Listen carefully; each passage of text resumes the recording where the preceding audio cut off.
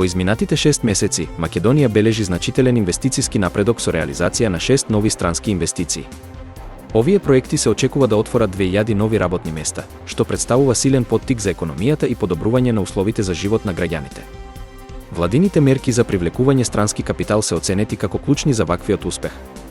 Новите инвестиции се насочени во различни сектори, како што се автомобилската индустрија, IT секторот и производството. Ова овозможува диверзификација на економијата и создавање долгорочна стабилност. Компаниите кои ги отвораат овие работни места исто така нудат обуки и можности за развој, што значи дека придобивките од инвестициите ќе бидат и за работниците и за целата економија. Попова шапка денеска забележа температура од 4 степени Целзиусови, додека во Велес се измерени 7 степени. Времето низ целата земја е дождливо, а најголеми количества врнежи се регистрирани во Маврови, Анови и Претор. Според прогнозите, ваквото нестабилно време ќе продолжи и во наредните денови, со можност за појава на локални поплави во некои подрачја. Метеоролозите најавуваат дека температурите ќе останат ниски, особено во планинските региони, каде што се можни и врнежи од снег. Ваквите услови бараат зголемена внимателност од страна на возачите, особено на патиштата низ западниот дел на земјата, каде што влажните коловози може да предизвикаат лизгање. Во Србија, провладините медиуми започнаа кампања против студентите кои ги блокираа факултетите, барајќи промени во образовниот систем и подобрување на студентските услови. Студентските протести добија поддршка од дел од јавноста, но беа мета на критики и обвинувања од медиумите блиски до власта, кои ги прикажуваат студентите како деструктивни и манипулирани. Според организаторите, блокадата е резултат на долгогодишното игнорирање на нивните барања и незадоволство од состојбата во високото образование.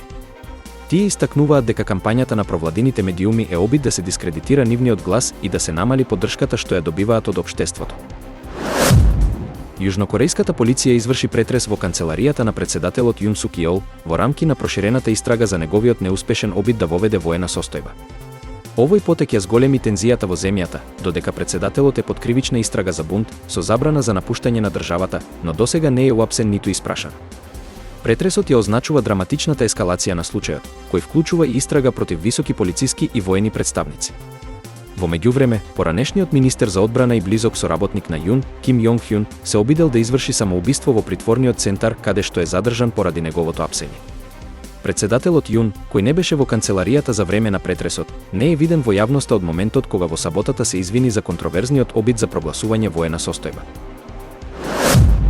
Украинскиот председател Володимир Зеленски и францускиот председател Емануел Макрон разговарале со поранешниот американски председател Доналд Трамп за промените кај Владимир Путин од 2017 година наваму.